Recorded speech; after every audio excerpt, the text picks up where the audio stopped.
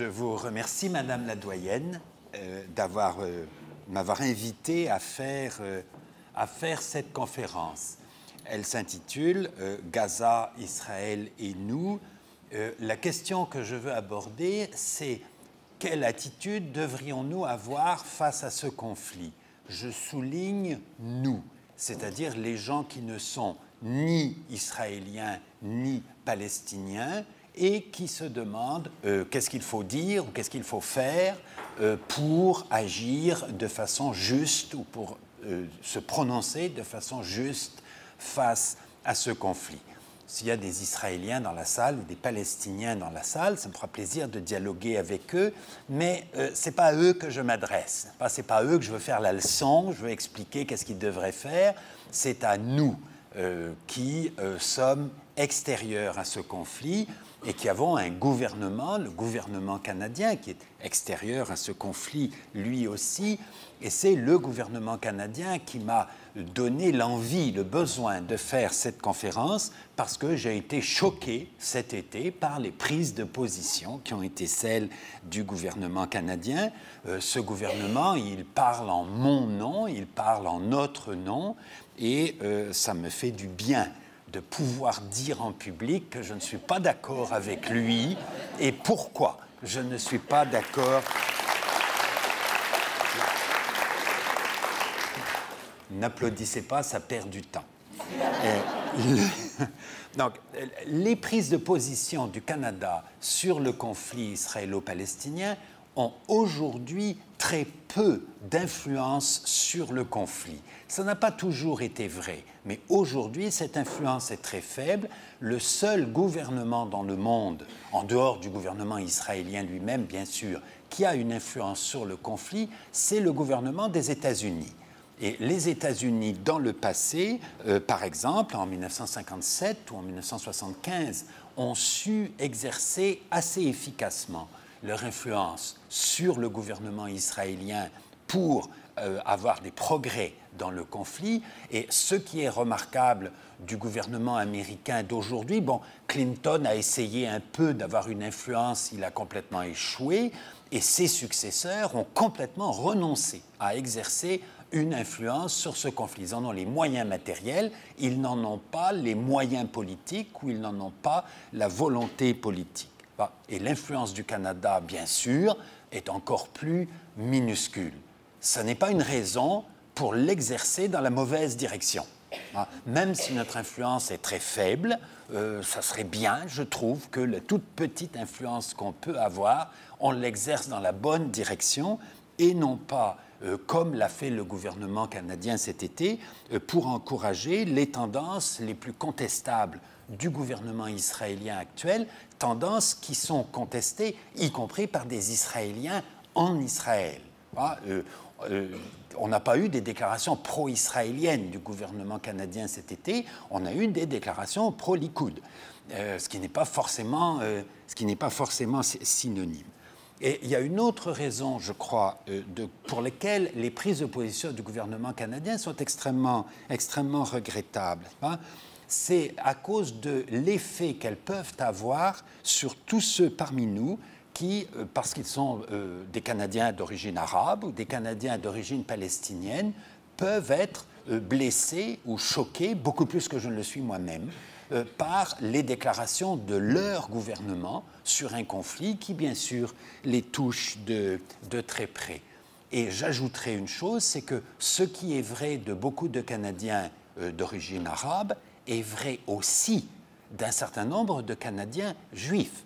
Il n'est pas vrai du tout que tous les Juifs sont enthousiastes de la politique israélienne et que certains d'entre eux sont tout à fait choqués par le fait que le gouvernement canadien, il y a des Juifs au Canada ou des gens qui ne sont pas Juifs et qui approuvent bruyamment les prises de position du gouvernement canadien, mais il y a des gens, y compris parmi les Juifs, qui trouvent extrêmement regrettables ces positions. C'est pour ça, pour faire de la publicité pour un complice, j'ai amené avec moi le livre de Yaakov Rabkin, qui est un de nos compatriotes, c'est un professeur à l'Université de Montréal, qui est un Juif, je suppose, pratiquant, d'après la façon dont il écrit, et qui a écrit 2 livres très critiques de la politique israélienne, dont celui-ci qui a été publié cette année, qui s'appelle « Comprendre l'État d'Israël ».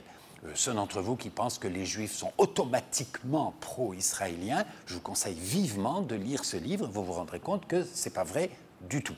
Pas qu'il y a une tendance du gouvernement israélien d'exiger que tous les Juifs soient solidaires avec l'État d'Israël, mais ce n'est pas du tout vrai universellement, ni dans le monde d'aujourd'hui, ni au Canada aujourd'hui. Les déclarations du gouvernement canadien cet été ont eu 2 thèmes principaux. Le premier, qu'on entend répéter absolument tout le temps, Israël a le droit de se défendre. Le deuxième, c'est que les victimes civiles du conflit à Gaza, plus de 2000 personnes au mois de juillet et au mois d'août, que ces victimes civiles sont entièrement la responsabilité du Hamas, parce que le Hamas est responsable du conflit en lançant des missiles contre Israël et parce que le Hamas utilise des boucliers humains. Alors, je voudrais rapidement discuter ces points en commençant par la fin. Les boucliers humains. Comme tout mouvement de guérilla ou tout mouvement armé qui lutte contre une force armée beaucoup plus puissante.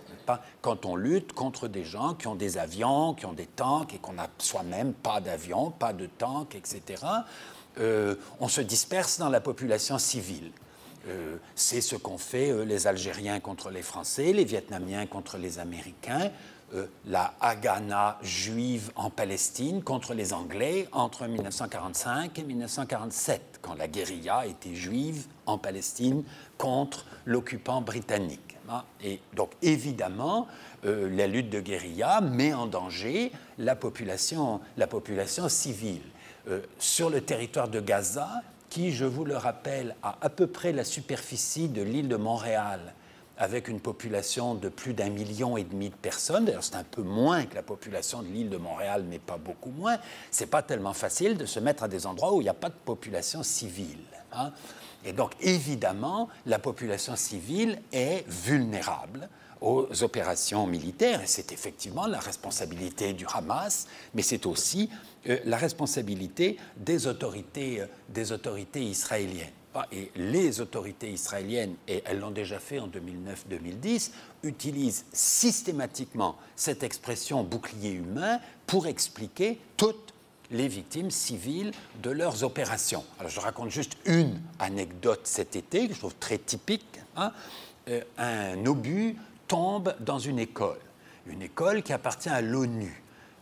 Les 3/4 des habitants du territoire de Gaza sont des gens qui ont le statut de réfugiés. Ce sont des réfugiés de 1948 ou des enfants, petits-enfants, etc., de réfugiés de 1948. L'ONU a une administration qui s'occupe des réfugiés et qui, notamment, entretient des écoles. Donc, la majorité des écoles sur le territoire de Gaza sont des écoles de l'ONU. Lorsque les Israéliens ont attaqué, ils ont souvent prévenu les populations à l'endroit où ils attaquaient qu'ils allaient attaquer en leur disant d'aller ailleurs. Ils sont allés se mettre dans les écoles parce qu'il y avait des locaux pour les recevoir et parce qu'ils ont pensé peut-être que l'étiquette de l'ONU les protégeait un petit peu. Donc, un obus tombe dans une école de l'ONU, tue immédiatement 10 personnes, ce n'était pas un petit obus, et en blesse plusieurs dizaines. Et le porte-parole de l'armée israélienne explique ce qui s'est passé. Il dit, voilà, il y avait une moto avec 3 terroristes sur une moto. Ça fait beaucoup de terroristes, pas sur une moto. Il y avait 3 terroristes sur une moto et le tank, pour essayer d'arrêter la moto, a tiré dessus avec son canon. Je pense un canon de 105 mm qui tire un obus de 15 kg. Une méthode normale pour arrêter une moto. Malheureusement, la moto passait à côté d'une école et l'obus est tombé dans l'école. Et voilà, c'est regrettable, n'est-ce pas? Mais on ne visait pas l'école, donc on n'est pas responsable. Et alors, cet argument revient absolument tout le temps. Les types du Hamas qui lancent des missiles contre Israël, ils visent les civils. Alors, ils n'en tuent presque jamais, ils en ont tué 3 en tout cet été, des civils israéliens. Mais ils visent des civils, alors ça c'est abominable. Alors que l'armée israélienne, elle ne vise pas les civils. C'est vrai, elle en tue des centaines, mais ce n'est pas grave parce qu'on ne les vise pas. Hein. Et cet argument, il est complètement dégoûtant.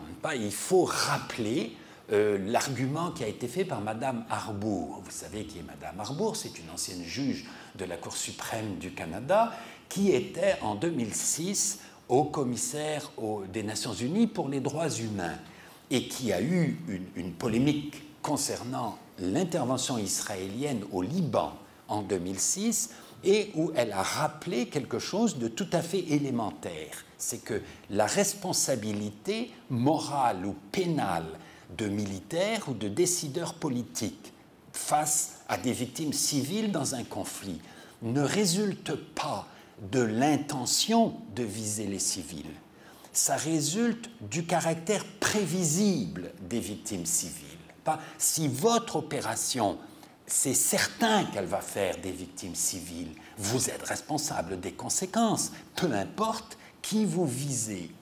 Et si on utilise des tanks en ville et si on tire au canon en ville, que ça va faire des victimes civiles est tout à fait prévisible. Et les opérations israéliennes contre Gaza en 2009-2010, les opérations contre le Liban en 2006, de nouveau les opérations cette année, il y a toujours le même type de résultat qui n'est pas du tout une surprise, c'est les méthodes de combat utilisées qui rendent absolument prévisibles les victimes civiles et donc l'argument de l'intention est un argument qui est inacceptable juridiquement, politiquement et moralement.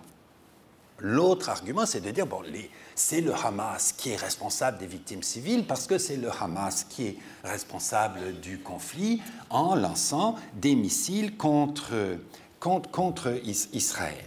Alors, ce problème de la responsabilité du conflit, il faut la décomposer. D'abord, la première chose qu'il est raisonnable de dire, c'est que dans presque tous les conflits politiques, il est rare que tous les torts soient du même côté.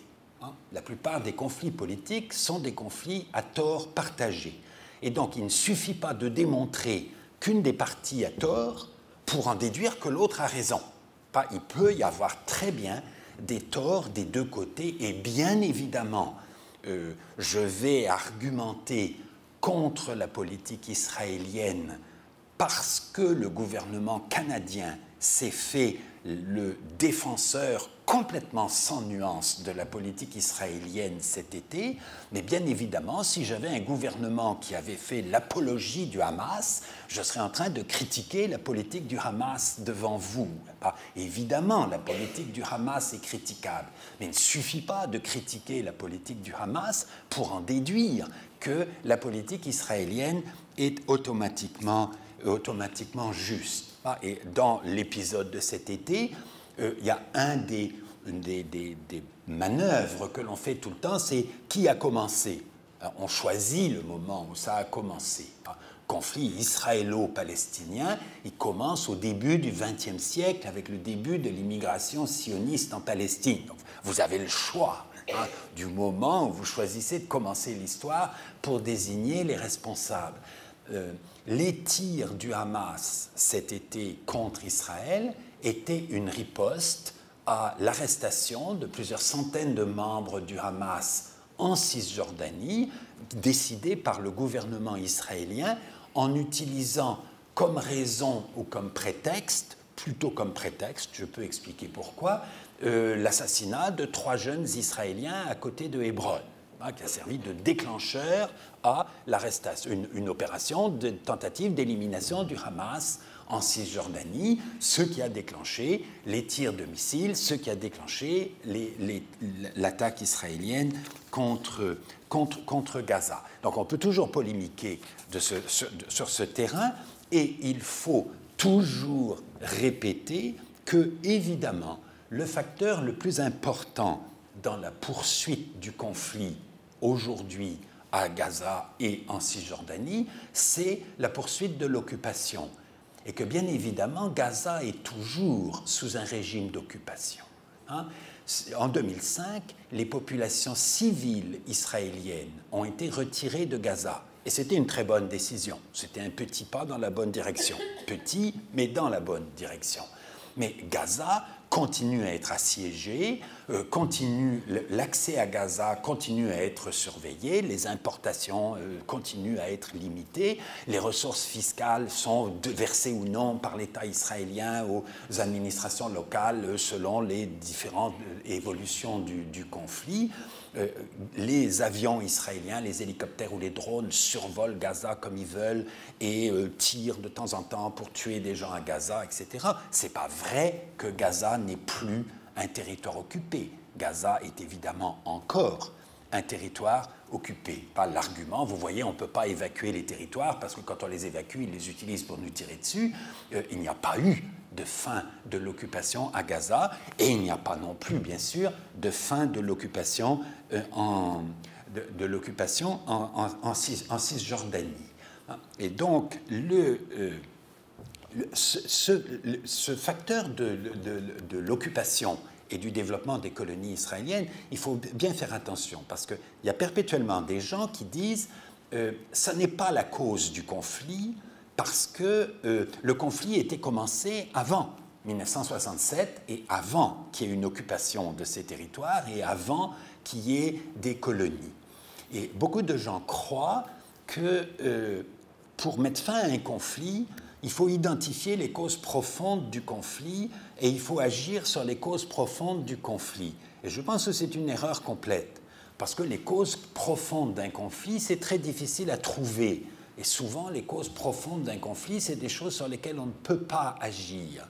Et donc, ce qu'il faut se demander, c'est qu'est-ce qui empêche le règlement, et qu'est-ce qui empêchait le règlement du conflit israélo-palestinien en 1950 ou en 1960. Ce n'était pas du tout les mêmes choses qu'aujourd'hui. Les obstacles, le conflit continue, même si les facteurs qui le font continuer changent dans le temps. Et aujourd'hui, le facteur principal qui fait obstacle au règlement du conflit, ce sont les colonies civiles israéliennes en Cisjordanie. Il n'y en a plus à Gaza, mais il y en a de plus en plus en Cisjordanie. C'est la poursuite de cette colonisation civile. Ce n'est pas le seul facteur qui bloque les possibilités d'une négociation et des règlements, mais c'est le facteur principal. C'est la difficulté principale, c'est ce sur quoi aucune solution n'est possible. Et cette politique de colonisation en Cisjordanie, la poursuite de cette politique, c'est la décision du gouvernement israélien. Les Américains font des pressions régulièrement sur Israël en leur disant il faut au moins arrêter le développement des colonies. Pas les évacuer, c'est plus difficile, mais il faut au moins arrêter le développement. Et les Israéliens inventent toujours un nouveau prétexte pour ne pas le faire. Et si on veut, ce n'est pas le seul facteur de poursuite du conflit, mais c'est évidemment le facteur principal aujourd'hui. En terminant cette partie sur la critique, vous voyez, de la position canadienne de cet été, avant de venir à un aspect plus positif de qu'est-ce que je trouve que le Canada devrait prendre comme position sur ce conflit, je voudrais juste citer une phrase de M. Harper, je crois que c'est le 29 juillet, disant une chose que je trouve tout à fait extraordinaire. Si une organisation terroriste attaquait le Canada, celui-ci riposterait de la même façon qu'Israël. Je trouve ça phénoménal, je trouve extraordinaire d'ailleurs que nos deux partis d'opposition ne sont même pas capables de protester contre ce genre de déclaration que je trouve injurieuse envers nous tous. S'il y avait un petit pays pauvre et surpeuplé, occupé depuis 40 ans par l'armée canadienne à côté du Canada, et si les habitants de ce territoire lançaient de temps en temps des projectiles par-dessus la frontière, peut-être qu'on aurait l'idée que ça serait bien d'évacuer ce territoire. Je pense qu'on pourrait avoir cette réaction. Et je trouve que l'analogie d'impliquer que l'armée canadienne, dans la même situation que l'armée israélienne, agirait de la même façon, je trouve que c'est un peu désagréable aussi. Bon, l'armée canadienne ne s'est jamais retrouvée dans la même situation que l'armée israélienne à Gaza, fort heureusement. Mais je pense qu'en Afghanistan, ça leur est arrivé souvent. Ils avaient des tanks en Afghanistan. Eux aussi, ils avaient des chars léopards. Hein.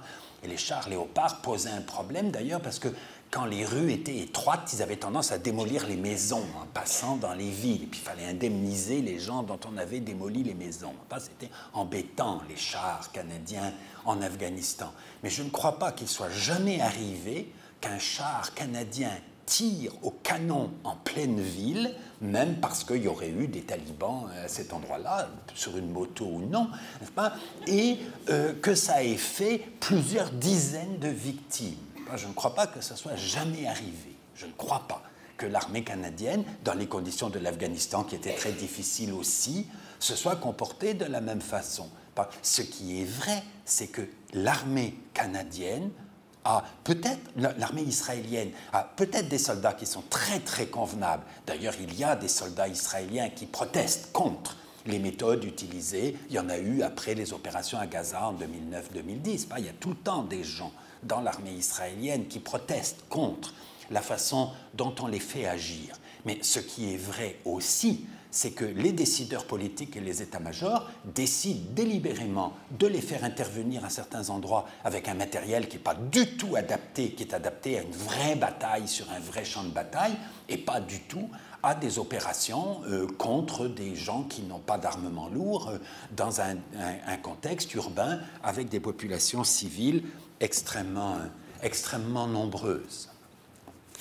J'ai fini ma polémique anti-gouvernement canadien d'aujourd'hui et je voudrais me demander maintenant de façon plus constructive qu'est-ce que j'aimerais qu'un gouvernement canadien, quelle attitude j'aimerais qu'il ait face à ce conflit.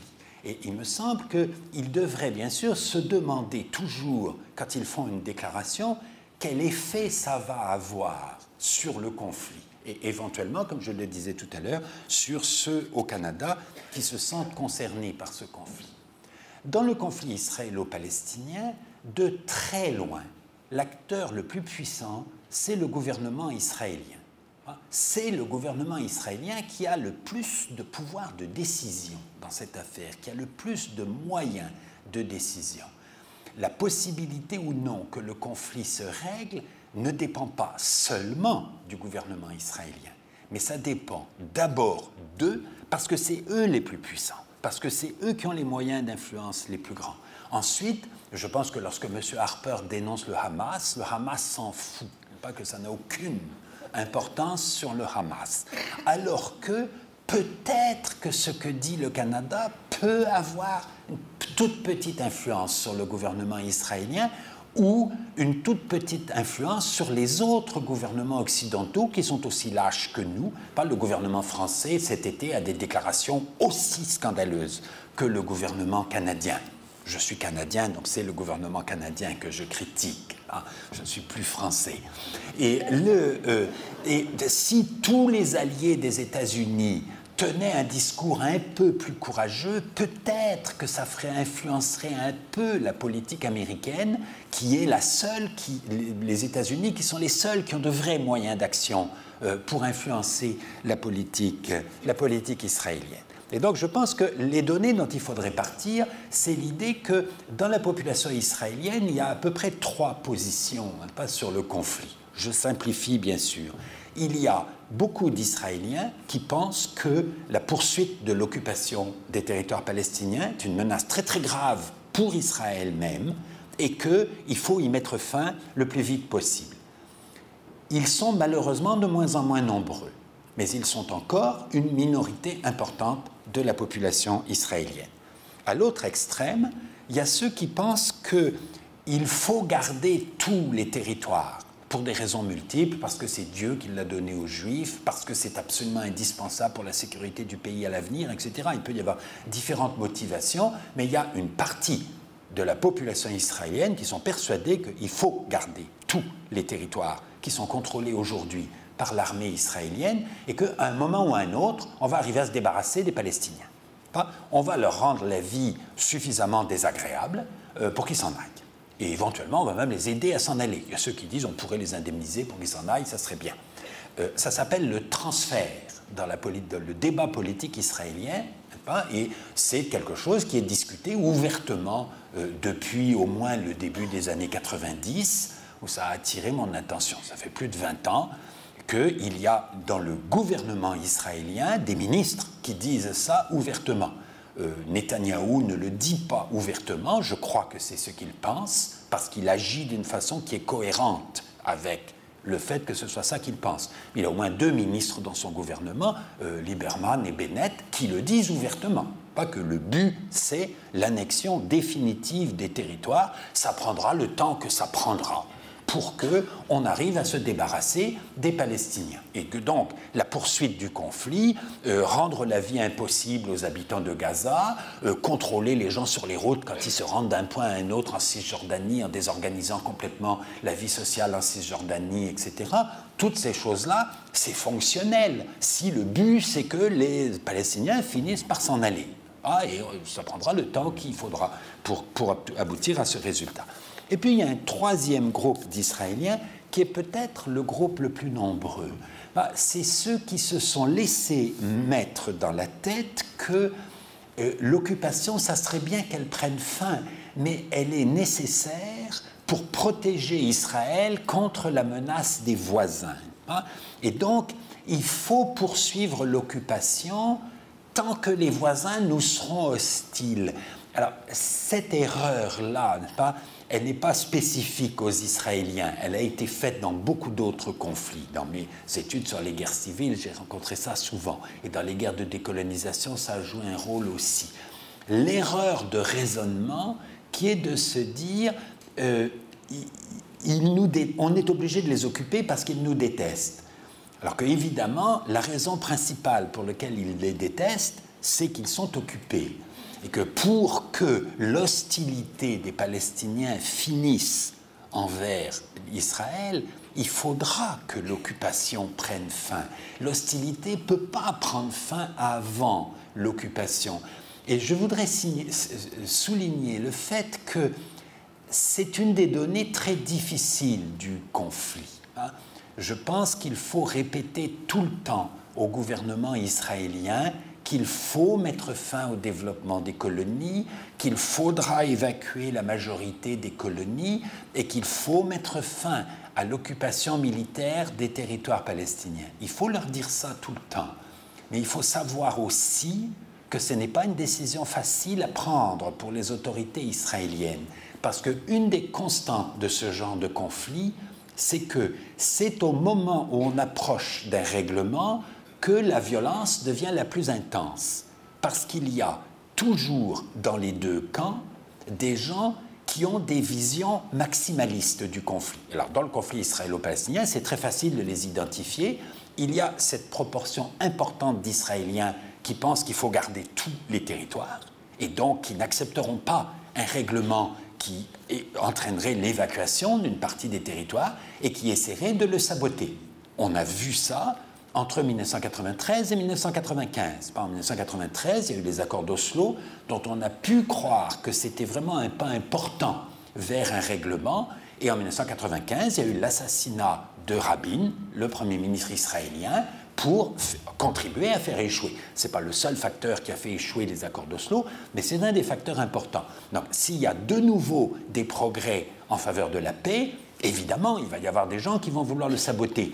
Et il y aura aussi des gens à vouloir le saboter de l'autre côté. Parce que, bien sûr, il y a des Palestiniens qui considèrent que leur pays leur a été volé entièrement en 1948 et qu'il ne faut pas seulement récupérer la Cisjordanie et Gaza, qu'il faut aussi récupérer Jaffa et Haïfa.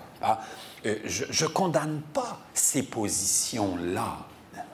Il y a de bonnes raisons pour des gens qui ont été chassés de Haïfa, de penser que c'était une injustice et qu'ils devraient avoir le droit de revenir. Je sais seulement une chose, c'est que ces deux positions extrêmes-là ne permettent aucun règlement du conflit. Et que donc, pour qu'il y ait un règlement du conflit, il faut que ceux qui ont une position plus modérée arrivent à imposer leur volonté aux radicaux des deux côtés. et qu'on arrive à avoir un règlement. Mais évidemment, quand on approche d'un règlement, c'est là que les radicaux se déchaînent. Donc, dans les relations que notre gouvernement devrait avoir avec les autorités israéliennes, je pense qu'il faut leur répéter tout le temps qu'il n'y aura pas de paix s'ils n'évacuent pas les territoires et que le plus tôt sera le mieux, que plus ils attendent, c'est déjà très difficile, mais plus ils attendent, plus ça sera difficile. Et il faut le leur dire sans les invectiver. J'aime beaucoup une phrase de Bertrand Russell où je suis rendu dans mes notes. Bertrand Russell disant, c'est dans Human Society in Ethics and Politics, quand nos voisins ont une façon de se comporter qui nous déplaît, c'est à nous de trouver les moyens de les faire changer. Et il est très rare que le meilleur de ces moyens soit la réprobation morale. Dans cet exposé, je fais de la réprobation morale contre le gouvernement canadien, ce qu'un citoyen a le droit de faire envers son propre gouvernement. Et je ne crois pas qu'il faut faire de la réprobation morale ni contre les dirigeants israéliens, ni contre les dirigeants palestiniens. Et il faut toujours répéter aux dirigeants israéliens qu'il faut évacuer les territoires. On sait que c'est difficile, mais c'est parce que c'est difficile qu'il faut le leur répéter tout le temps. Il ne faut pas les laisser vivre dans l'illusion qu'ils peuvent avoir un règlement sans évacuation des territoires. Donc notre gouvernement devrait dire très clairement aux Israéliens que pour qu'avoir une chance que la violence diminue, il faut mettre fin à l'occupation. Et on pourrait avoir des déclarations qui soient plus audacieuses que ça. Et je prends deux exemples passés de déclarations canadiennes. Je reprends le fil de mes notes. Je me suis un petit peu mélangé dans mes arguments, pardonnez-moi. Il y a des choses qui peuvent être faites par le gouvernement israélien sans même négocier. Ils n'ont pas besoin de négocier avec personne pour arrêter le développement des colonies. Ils n'ont pas besoin de négocier avec personne pour cesser de faire de l'obstruction à l'entrée d'un État palestinien à l'ONU. Et là-dessus, ce qui est quelque chose qui aiderait une négociation et non pas quelque chose qui y fait obstacle. Une des difficultés de la négociation aujourd'hui, c'est l'inégalité tellement grande de puissance et de moyens qu'il y a entre les deux partenaires principaux, pas les Israéliens et les Palestiniens. Et améliorer un peu la situation des Palestiniens, ce que pourrait faire l'admission d'un État palestinien à l'ONU, pourrait diminuer un peu ce déséquilibre. Et donc, contrairement à ce qu'on nous a raconté il y a 2 ans, en 2012, lorsque l'autorité palestinienne a demandé l'admission de la Palestine à l'ONU, où ça a été bloqué avec des déclarations véhémentes du gouvernement canadien contre ça et avec l'argument que c'était une tentative pour court-circuiter les négociations avec Israël et qu'il fallait que ça se résolve par la négociation. Et je pense exactement le contraire, pas que ça aurait aidé à des négociations, l'admission d'un État palestinien à l'ONU. Ça n'aurait pas résolu tous les problèmes, évidemment. Et il n'y avait pas de difficulté juridique particulière. Le fait que les frontières d'un État palestinien ne soient pas précisées aujourd'hui n'empêche pas la reconnaissance diplomatique d'un État et sa présence à l'ONU. Il y a d'autres exemples dans le monde. Le plus célèbre, c'est l'État d'Israël. L'État d'Israël a été admis à l'ONU après son indépendance, alors que ses frontières étaient complètement contestées. L'appartenance de Jérusalem à Israël continue à être contestée en droit international jusqu'à aujourd'hui, et c'est pour ça que, par exemple, l'ambassade du Canada n'est pas à Jérusalem, mais à Tel Aviv. Alors que la capitale, le gouvernement d'Israël, c'est Jérusalem. La plupart des pays occidentaux, y compris les États-Unis, ont la même politique vis-à-vis du statut de Jérusalem.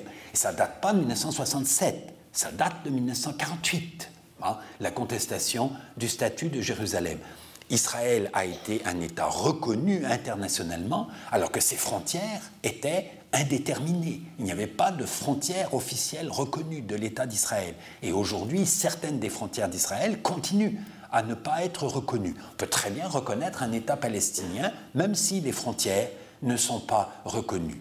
Et c'est quelque chose qui aiderait la négociation et non pas quelque chose qui y ferait obstacle. C'est une démarche qu'ont fait les autorités palestiniennes il y a 2 ans, en 2012. C'est quelque chose qu'on a complètement enterré, complètement laissé tomber, parce que les Israéliens n'en voulaient pas, les Israéliens n'en voulaient pas, les Américains n'en voulaient pas non plus, et le reste du monde occidental s'est laissé intimider par ça. Les Américains auraient bloqué par un veto à l'ONU. Ça aurait été bien de les obliger à le faire. Ça aurait été bien que leurs alliés manifestent clairement leur désaccord avec eux sur ce point. Et il y avait eu plutôt un autre épisode, et là c'est même pas Harper qui est en cause, c'est les libéraux, c'est Paul Martin qui était Premier ministre du Canada, lorsque les Palestiniens ont demandé un jugement à la Cour de justice internationale de La Haye contre le mur de séparation construit par les Israéliens à la frontière sur l'ancienne ligne d'armistice d'avant 1967 et en empiétant de façon importante sur le territoire palestinien. Et la Cour de justice a rendu un jugement, je trouve, très correct, consistant à dire que les Israéliens ont le droit de construire une barrière pour se défendre, mais ils ont le droit de la construire sur leur propre territoire et qu'ils n'ont pas le droit d'utiliser cette barrière pour empiéter sur le territoire palestinien. Ce qui me semble un jugement tout à fait correct. Face à cette démarche et à ce jugement, la position du Canada, à l'époque, à ma grande honte, au lieu d'approuver la démarche palestinienne et d'approuver le jugement de la Cour de La Haye, a été de dire « ça ne regarde pas le tribunal, c'est quelque chose qui doit être réglé par la négociation ». Vous vous rendez compte l'énormité de cette position. Les Israéliens construisent un mur de séparation qui empiète sur le territoire palestinien sans l'accord des Palestiniens, sans avoir rien négocié avec les Palestiniens. Et on dit aux Palestiniens, si vous voulez contester le tracé de ce mur, vous ne pouvez le faire que par la négociation avec les Israéliens. Ça équivaut à dire, les Israéliens ont le droit de faire ce qu'ils veulent. Et évidemment, le jugement de la Cour en question, s'il avait été approuvé par le Canada et par d'autres pays occidentaux, je ne crois pas que ça aurait changé beaucoup, mais ça aurait changé un peu pour diminuer la faiblesse des Palestiniens dans leurs négociations avec les Israéliens. Et là, ce n'étaient même pas les conservateurs qui étaient en cause, c'était les libéraux. En terminant, il me reste à peu près 5 minutes, je pense, je veux en venir à mon dernier point. C'est-à-dire, on pourrait faire des déclarations aux Israéliens qui soient beaucoup plus musclées que ça. On pourrait prendre des positions beaucoup plus courageuses, même si elles doivent être bloquées par les Américains ensuite. Ça serait quand même mieux et ça aurait une petite influence dans la bonne direction.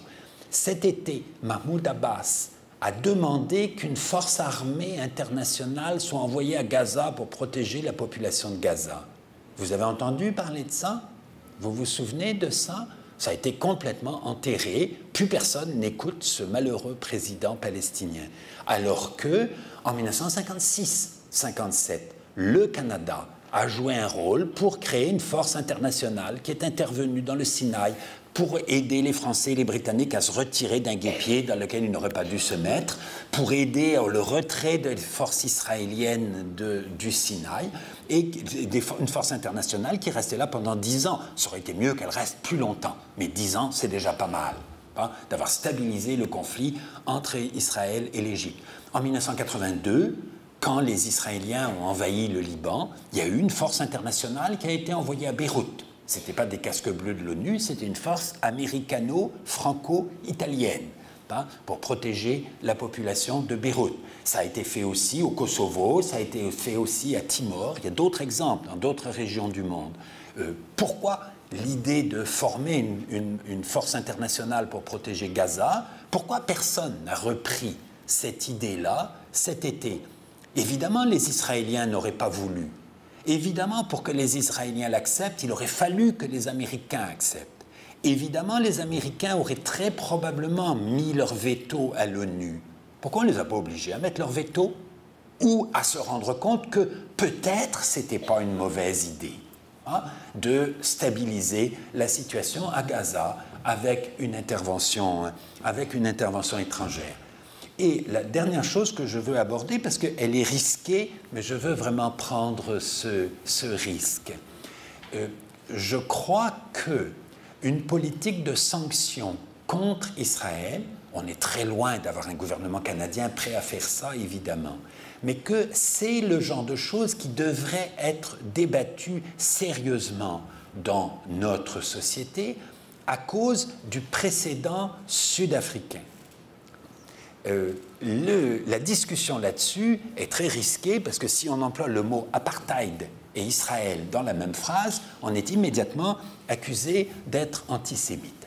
Et donc je voudrais expliquer pourquoi ce n'est pas indispensable d'être antisémite pour faire ça et pourquoi l'analogie entre Israël et l'Afrique du Sud est au contraire instructive.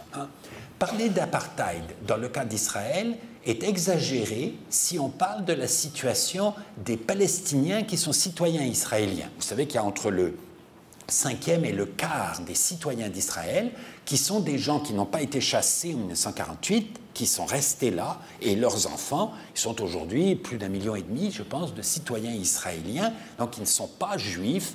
Il y a des mesures de discrimination contre eux, mais ces mesures de discrimination sont beaucoup moins graves que celles qui existaient contre les Noirs en Afrique du Sud. Notamment, ils ont un droit de vote, que n'avaient pas les Noirs en Afrique du Sud. Donc si on parle d'apartheid dans le cadre de la situation interne à Israël, c'est une exagération. Mais si on parle d'apartheid pour la situation dans les territoires occupés, ce n'est pas une exagération du tout. Parce qu'il y a là 2,5 millions d'Arabes et entre 200 et 400 000 ou 250 000 et 500 000 Israéliens juifs qui sont installés dans des quartiers séparés, avec une protection séparée, avec des routes réservées à eux, avec des privilèges dans l'accès à l'eau, etc., et qui ont un droit de vote pour le gouvernement qui prend les vraies décisions. Les Palestiniens peuvent voter pour l'autorité palestinienne. L'autorité palestinienne décide presque rien. Pour creuser un puits en Cisjordanie, il faut une autorisation israélienne. Le gouvernement qui décide, c'est le gouvernement israélien, et vous avez ceux qui ont un droit de vote dans les vraies élections, les élections israéliennes, et ceux qui ne sont pas citoyens.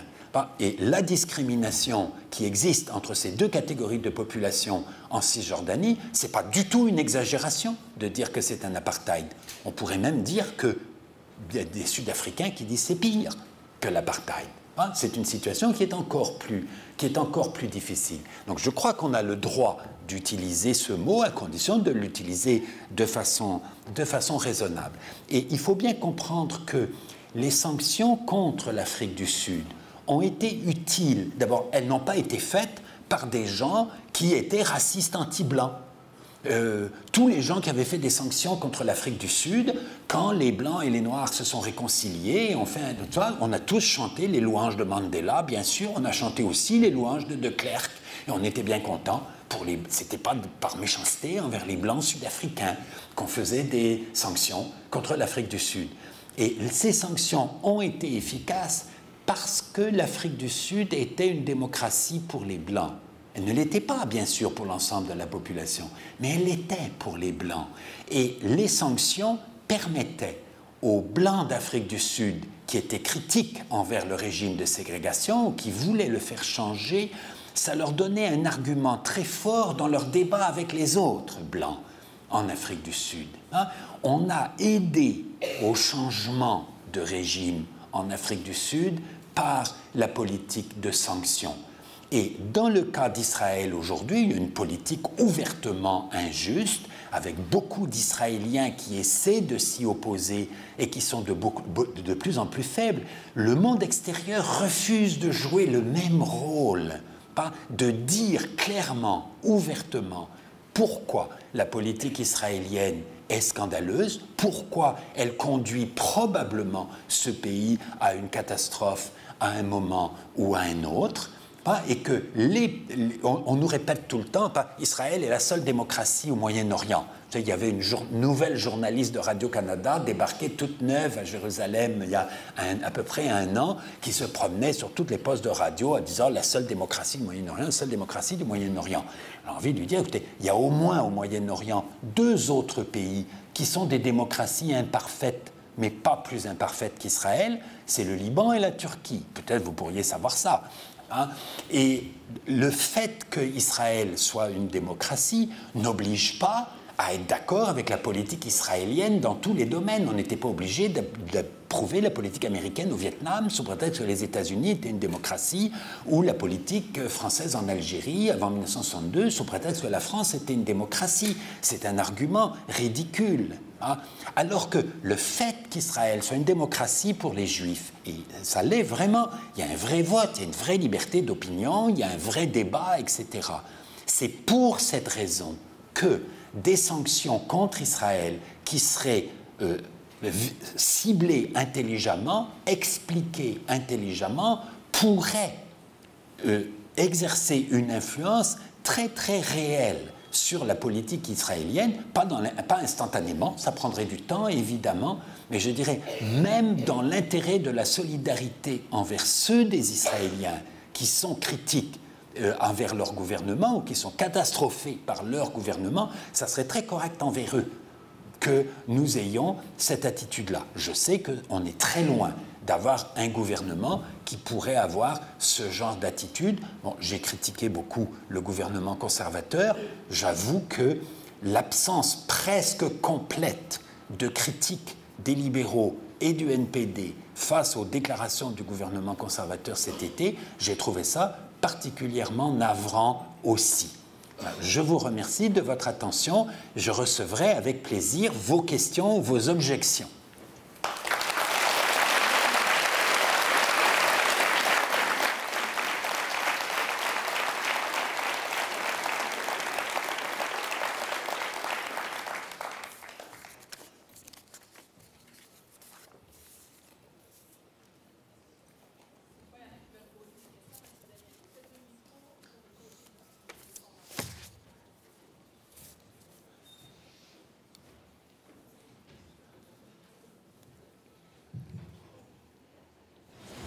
Merci beaucoup. Et bonjour, Monsieur Derminique. Et une fois encore, merci pour votre rigueur intellectuelle. Depuis que j'ai été votre étudiant, j'ai appris aussi à bien raisonner. Premièrement, et je me suis étonné quand j'ai vu le titre de la conférence et surtout votre position. Parce que elle est normale. Mais intellectuellement, je me suis dit, mais est-ce que M. Derminique est étranger au Canada? Vous savez, l'importance de la présence des tiers dans la résolution d'un conflit. Mais il y en a plus de tiers dans le problème israélien. Et secondo, principalement pour le Canada, qui est influencé par la monarchie anglaise et son voisin immédiat des États-Unis, d'où l'absence d'une diplomatie canadienne. Vous l'avez bien souligné tout à l'heure, ça ne date pas des conservateurs, mais aussi des libéraux, ce qui veut dire que le Canada n'a même pas de démocratie. Alors c'est là que je me suis étonné de votre position quand vous me dites d'être navré parce que vous ne pouvez pas l'être. Secondo, vous avez dit dans votre intervention que Israël est le principal acteur pour la résolution du conflit. Oui, mais non parce que quand vous apprenez à votre enfant dès son bas âge à voler, et il a grandi avec le vôtre, il est difficile maintenant de le raisonner. D'où la position israélienne. Je ne suis pas pro-israélien, ni arabe. Mais quand je cherche les solutions pour ce conflit, vous avez tous les éléments dans votre intervention. Je pense qu'il va falloir que les tiers reviennent, non pas seulement le Canada, puisque le Canada même est sujet de la position des tiers, pour revoir ce problème. Puisque vous avez souligné l'intervention de la proposition d'une force, personne n'a gagné budget. Cette hypocrisie internationale qui on a changé la manière de gérer les affaires publiques en mensonge, c'est ce que nous vivons aujourd'hui avec l'actualité. Quand je vois des gens qui font la publicité, des imbéciles qui ont des armes. Est-ce que vous voulez bien que je vous réponde? Parce que je peux vous faire une réponse plus brève que votre question, je crois. le changement de politique du Canada face à ce conflit n'a pas été avec les conservateurs, il a été avec Paul Martin. C'est avec le changement de Premier ministre de Chrétien à Martin qu'on s'est mis à avoir, pour certains votes à l'ONU, etc., une position différente. Je ne sais pas bien pourquoi c'était comme ça. Je crois que je sais un peu pourquoi le gouvernement conservateur a cette position. Pourquoi le Parti libéral a changé de position diplomatique avec Martin par rapport à ses prédécesseurs. Et ce n'est pas vrai que le Canada ne peut pas avoir une diplomatie assez indépendante. On ne peut pas déclarer la guerre aux États-Unis, mais sur une question comme les relations avec Cuba, le Canada a toujours eu une position très différente de celle des États-Unis. Il y a plusieurs sujets sur lesquels le Canada est parfaitement capable d'avoir une... Bon, sur le Vietnam, on accueillait au Canada les déserteurs américains ou les insoumis américains du Vietnam, alors que le traité de l'Atlantique Nord nous faisait obligation de ne pas le faire. Mais à cause de la désapprobation de la guerre du Vietnam, le gouvernement canadien était capable d'avoir cette indépendance-là vis-à-vis des États-Unis. Alors, il ne faut pas croire qu'on est une grande puissance, il ne faut pas croire qu'on va résoudre à nous tout seuls les conflits du Moyen-Orient. Mais évidemment, on pourrait avoir une politique nettement plus différente de celle des États-Unis sur ce conflit. Ça serait très bien pour nous, ça serait très bien pour notre position internationale, ça serait très bien pour la paix civile à l'intérieur du Canada, parce que je pense que pour la cohabitation entre les différents groupes d'origine ethnique, etc., au Canada, ça serait beaucoup mieux que la position que nous prenons, et ça aurait même peut-être une petite influence positive sur la politique américaine et sur le conflit du Moyen-Orient. Alors, j'aurais deux petites questions et une demande à faire à l'Assemblée. La première question, c'est comment sont obtenus les territoires actuellement occupés par Israël?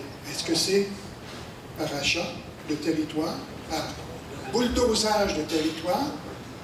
Et comment en sont-ils devenus propriétaires? C'est facile de vous... Je vais vous poser ma deuxième question.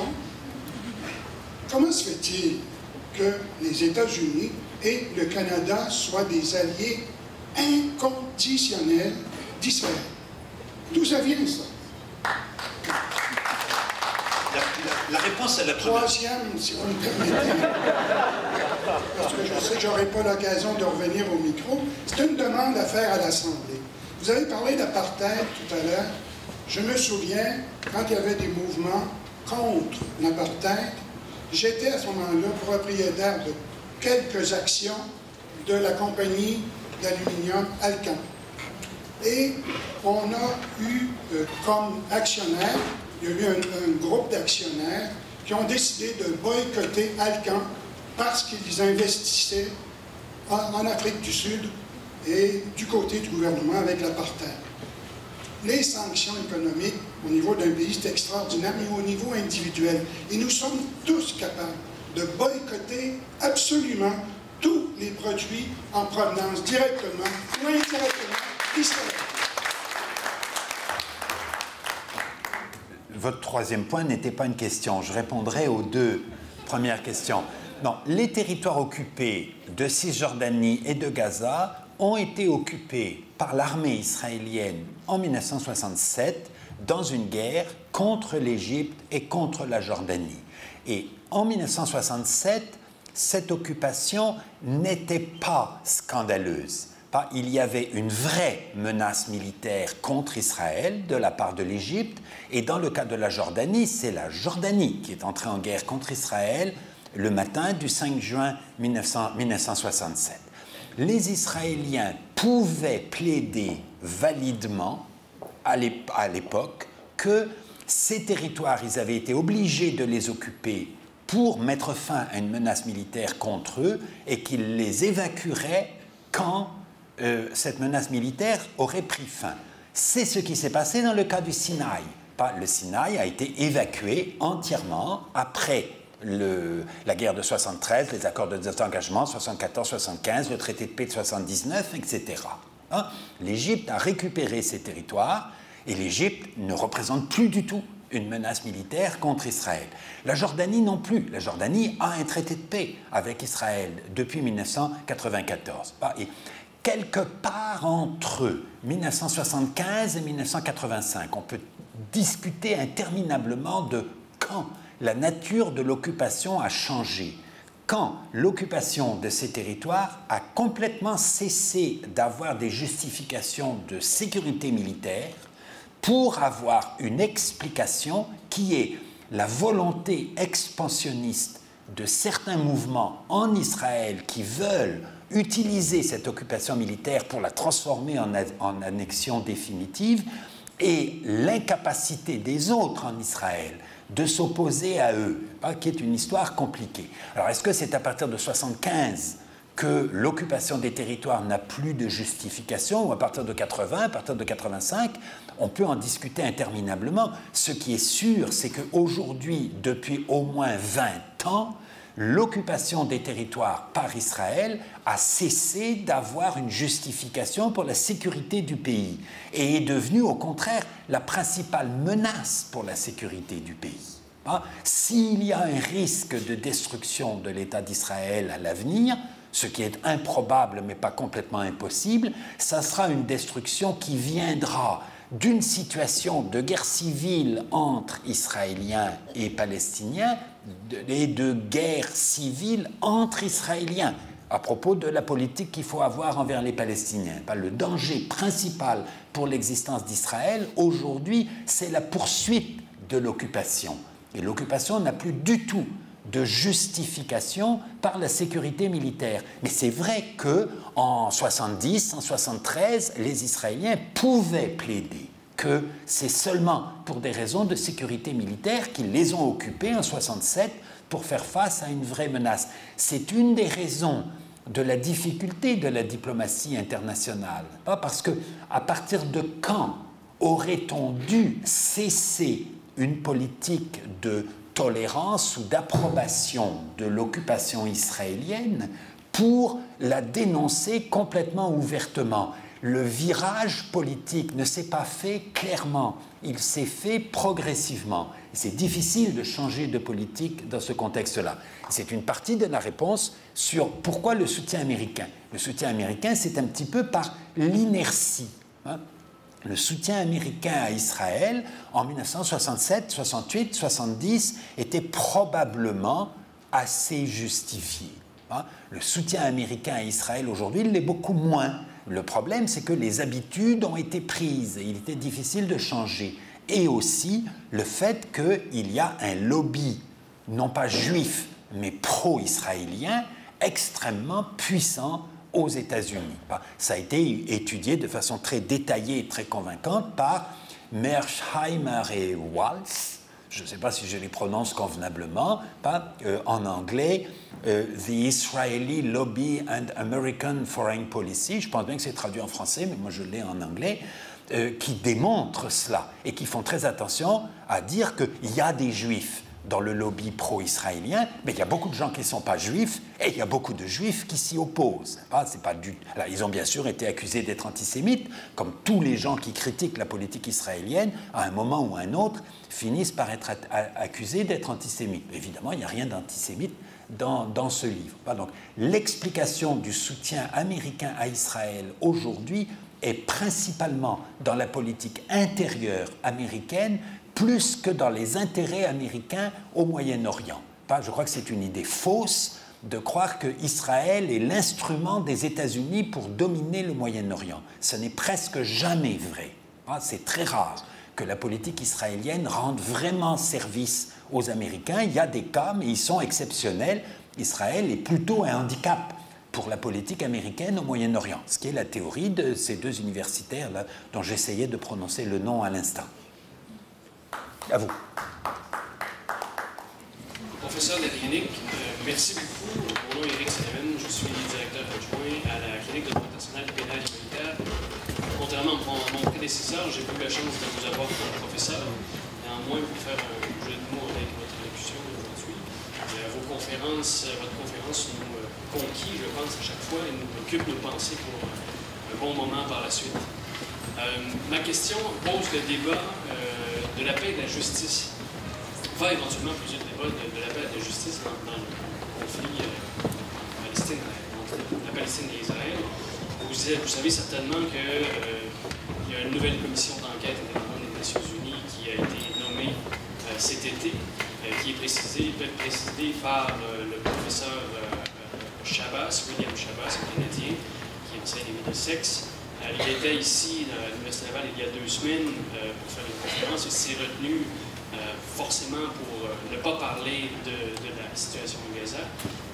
Mais la situation de la Palestine actuellement dans son statut international à l'ONU change peut-être un petit peu la donne par rapport à la qualification de la Cour internationale pénale sur la recevabilité éventuelle de poursuites devant elle. Donc ma question pour vous est, quel rôle voyez-vous la Cour internationale pénale jouer dans ce conflit-là et quel impact pourrait-elle avoir dans la résolution du conflit? Donc d'où le débat paix et justice. Est-ce qu'on a une solution avec la Cour internationale pénale ou au contraire, la solution viendra d'ailleurs? Merci. J'ai beaucoup de mal avec votre question parce que je crois qu'il y a un risque de croire que la justice internationale, ça doit être la justice pénale. La justice internationale, c'est de mettre fin aux injustices. Ce n'est pas de punir les méchants ou de punir les coupables. Je ne connais pas d'exemple récent où la Cour pénale internationale ait aidé au règlement d'un conflit. Est-ce que Milosevic, le président serbe à La Haye, ça a aidé un peu la Serbie et les relations de la Serbie avec les voisins? Les dirigeants serbes qui se sont débarrassés de lui, pas en l'envoyant à La Haye, est-ce que ça a aidé un peu? Peut-être, mais je ne suis pas sûr que ça a été très important. D'une façon générale, je ne crois pas que la Cour pénale internationale serve à grand-chose pour résoudre les conflits. Et ça m'étonnerait dans le cas de ce conflit-là ou de tout autre. Le tribunal de La Haye dont je parlais tout à l'heure, ce n'est pas le tribunal pénal, c'est la Cour de justice, qui n'est pas la même chose, qui est une institution beaucoup plus ancienne, dont les avis ne sont pas obligatoires. Mais ça aurait été important que l'avis de la Cour sur le mur de séparation israélien, que cet avis soit reçu par le plus grand nombre de gens possible comme une opinion juste, parce que c'était une opinion juste. Et je trouve très, très regrettable qu'un pays comme le Canada se soit dissocié de cette démarche de la part des Palestiniens en leur reprochant presque de s'être adressé à ce tribunal. Et est-ce que la Cour de justice à La Haye peut donner des avis utiles? Je le crois, même s'ils sont faibles, mais ils pourraient être utiles si on les appuyait, si certains gouvernements les appuyaient fortement. La Cour pénale internationale, j'attends de voir qu'elle serve vraiment à quelque chose. Bon, moi, je veux parler du boycott des produits d'Israël. Ça a été efficace pour l'Afrique du Sud. Je crois que ça pourrait être efficace, en tout cas, j'ose le penser, dans le cas d'Israël. J'ai commencé mon petit boycott personnel, mais je vous assure que c'est difficile. Je suis allée au IGA, il y avait un contenant de dates. Je tourne le contenant de tous les côtés pour voir si c'était d'Israël. C'était pas indiqué. Alors, je demande au préposé aux légumes d'où vient, bon, il ne savait pas. Je demandais à la directrice, je demande à la directrice ces dates, est-ce qu'elles viennent d'Israël? Il faudrait les boycotter. Ben, elle dit, c'est pas nous qui faisons les achats. Alors, il a fallu que j'intervienne auprès du directeur du IGA. En fait, le problème actuellement, c'est qu'il faudrait qu'il y ait une organisation qui s'occupe d'informer la population des produits qui viennent d'Israël et les identifier très, très bien. Dans le fond, comme citoyen, on se sent tellement impuissant que c'est la contribution qu'on pourrait faire et qui serait probablement, en tout cas, efficace.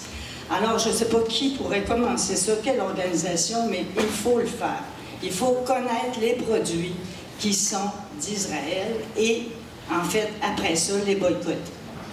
Il y a un mouvement international qui s'appelle BDS, Boycott, Disinvestment and Sanctions, qui s'occupe de ça. Vous pouvez les chercher sur Internet, BDS. Vous allez trouver peut-être des éléments de réponse à votre question. C'est à vous. Oui, je ne sais pas si ma question va être claire, mais dans le fond, on a parlé longuement de en quoi la décision du gouvernement conservateur, là, selon sa position, c'était pas nécessairement une bonne chose, là, on l'a critiqué. Mais est-ce que vous savez qu'est-ce qui l'a amené à avoir cette décision-là? Pourquoi, si nous, on trouve ça si évident que c'était pas nécessairement la meilleure chose à faire, pourquoi est-ce que lui, il a décidé de faire ça? C'est pas facile de répondre à cette question. Je comprends bien pourquoi notre gouvernement conservateur pense qu'il faut diminuer les impôts. C'est leur clientèle électorale, hein, et leur idéologie. Pourquoi ils ont tellement glorifié l'armée canadienne? L'idée qu'avoir des soldats canadiens en Afghanistan et puis en position de combat, etc., c'est très important. Pourquoi ils croient qu'il faut acheter des F-35? J'espère que ça, c'est la pire décision techniquement et financièrement qu'ils pourraient prendre. D'ailleurs, probablement, ils ne vont quand même pas la prendre. Ils sont en train de reculer là-dessus.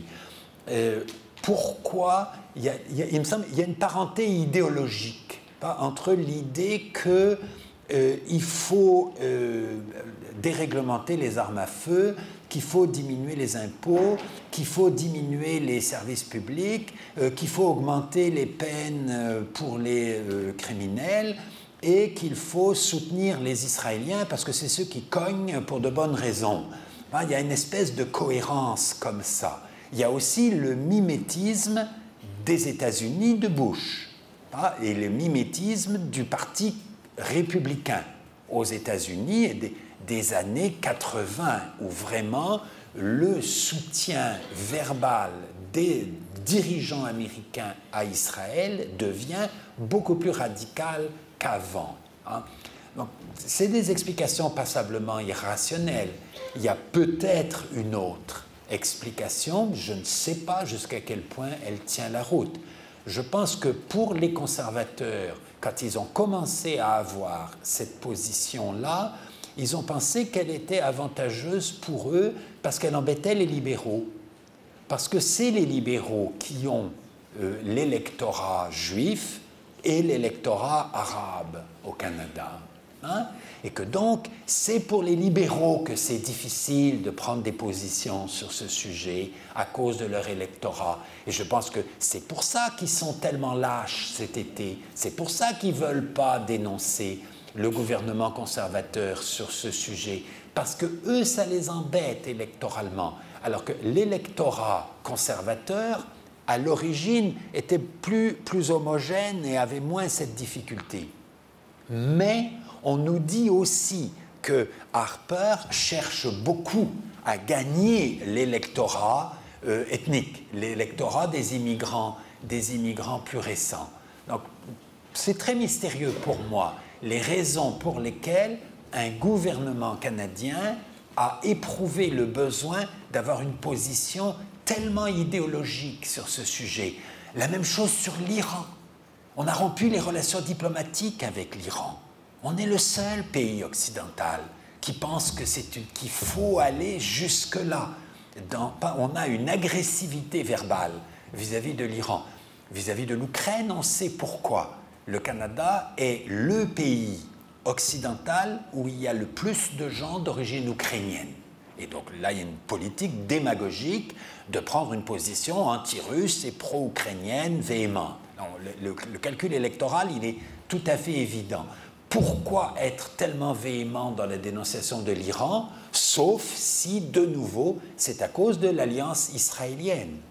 La propagande en Occident contre l'Iran se développe à partir de 2002 dans une... par les États-Unis en miroir du discours israélien, anti-iranien. Donc c'est un phénomène très largement idéologique, je crois. Nous avons un gouvernement d'idéologues à Ottawa. C'est très curieux. Hein?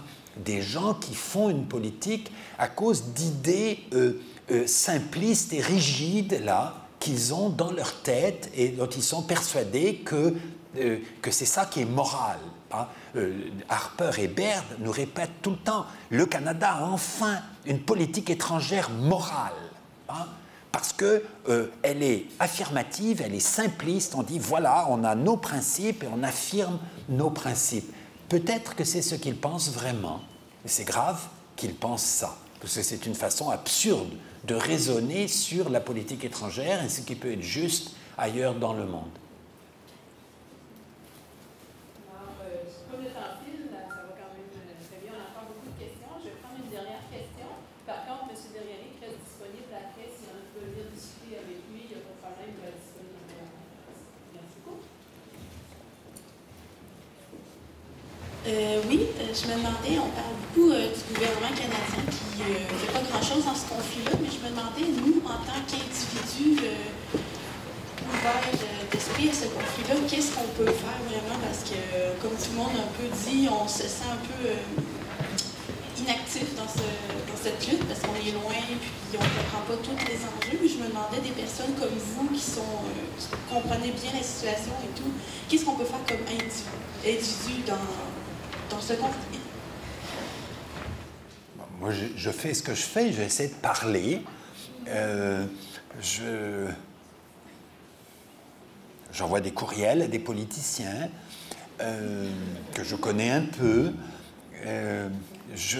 J'envoie parfois des articles aux journaux qu'ils ne publient pas parce qu'ils me disent, ou qu'ils publient parfois. J'ai eu des articles, j'en ai pas eu cet été sur ce sujet-là, mais j'ai parfois des articles publiés dans les journaux.